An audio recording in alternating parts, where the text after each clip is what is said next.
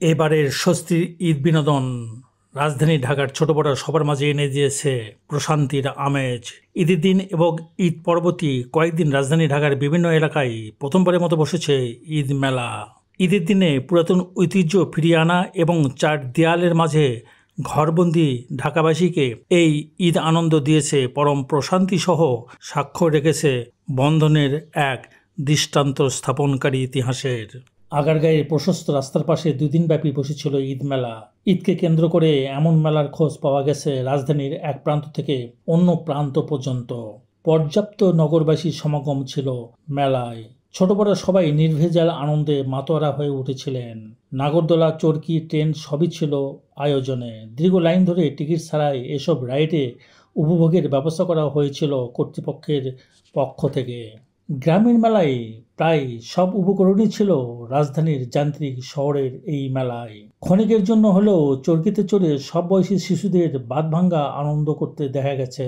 অন্যদিকে ট্রেনে শিশুদের চড়াতে পেরে অভিভাবকদের আনন্দ পেতে দেখা গেছে প্রচুর। নাগরদোলায় ছিল পুরোপুরি গ্রামীণ আবহ।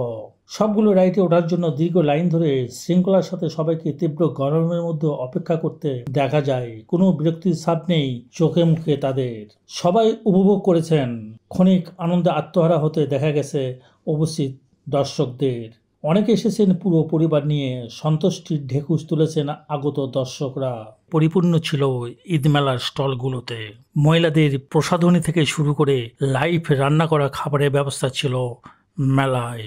এছাড়া ছোটদের খেলনা থেকে শুরু করে ঘর সাজানোর বিভিন্ন শোপিস ছিল এখানে। দামে ছিল না কোনো অভিযোগ। পণ্যের দামে ক্রেতা বিক্রেতা উভয়ই ছিলেন সন্তুষ্ট। অনেকে বলেছেন কর্মসংস্থানের জন্য এরকম আয়োজন আগামীতে প্রতি সপ্তাহে থাকা উচিত।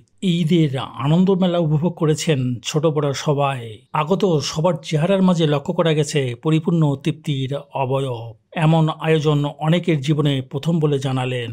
ঈদের ছুটিতে তাই আগারগাঁয়ে এই সুবিশাল চত্বরে মেলায় কেনাকাটার চেয়ে বেড়াতে আসা এবং প্রশান্তি নিয়ে ঘোরাঘুরিটাই মুখ্য বলে জানালেন অনেকে। সবারই ভালো লাগলো।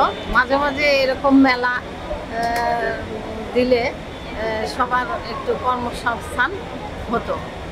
আর আমরা সবাই পরিবার নিয়ে এই মেলায় আসছি। আমার ছেলে, বউ, ছেলে, নাতি সবাই নিয়ে আমরা মুগ্ধ। আসলে প্রতিটা অকেশনেই প্রয়োজন, কারণ আমাদের এখানে কর্মসংস্থান হচ্ছে। আমরা এখানে অনেক ভালো কিছু করতে পারছি, অনেক কাস্টমার এসছে, আমাদের পরিচিতি হচ্ছে। আমরা চাই যে অবশ্যই এটা প্রতি অকেশনেই যেন আমাদের এই মেলাটা হয় এবং আমাদেরকে সুযোগ করে দেওয়া হয়। রাজধানীতে নির্মল আবহাওয়ায় ছোট বাচ্চাদের নিয়ে বেড়ানোর জায়গা খুব একটা বেশি না থাকায় অনেকে দাবি করেছেন এমন আয়োজন যেন মাঝে মধ্যে করা হয় ঢাকাবাসীর জন্য। মনের আনন্দে ছোট শিশুরা এদিক সেদিক ছোটাছুটি করেছে। বড়রা মনের মাধুরী মিশিয়ে একে অপরের ছবি তুলে স্মৃতির খাতায় জমা করেছেন। বাংলাদেশ চীন মৈত্রী সম্মেলন চত্বরে প্রচুর জায়গা থাকায় সবাইকে স্বস্তির নিঃশ্বাস ফেলতে দেখা গেছে। জানা যায় যুব ও ক্রীড়া উপদেষ্টা আসিফ মাহমুদ সজীব ভুঁইয়ার প্রত্যক্ষ সহযোগিতা ও পরিকল্পনায় এবারের এই ঈদ বিনোদন উৎসবের আয়োজন করা হয়। উত্তর সিটি কর্পোরেশনের আয়োজনে এই ঈদ মেলার মতো বাঙালিদের প্রতিটি উৎসবে এমন আয়োজনের ব্যবস্থা চেয়েছেন মেলায় আগত সকল দর্শকগণ। এমন একটা জিনিস যেখানে সবাই একটু আনন্দ বিনোদন করে, আর সব এজের মানুষ, সব বয়সের মানুষই, ছোট বড় সবাই এটাতে আসে, ঘুরে। আমি চাই যে এটা বাৎসরিক না হয়ে এটা যদি মাসিক বা সাপ্তাহিক রূপে রূপান্তরিত হইতো, তখন মানুষের একটা নতুন একটা কর্মসংস্থানের ব্যবস্থা হতো আর মানুষের আনন্দ বিনোদনের একটা সুযোগ হয়ে যেত। এখানে আসছি মূলত বাচ্চাদের বিনোদন কেন্দ্র ঘোরার জন্য। ঢাকাতে আসলে তো বিনোদন কেন্দ্র নাই।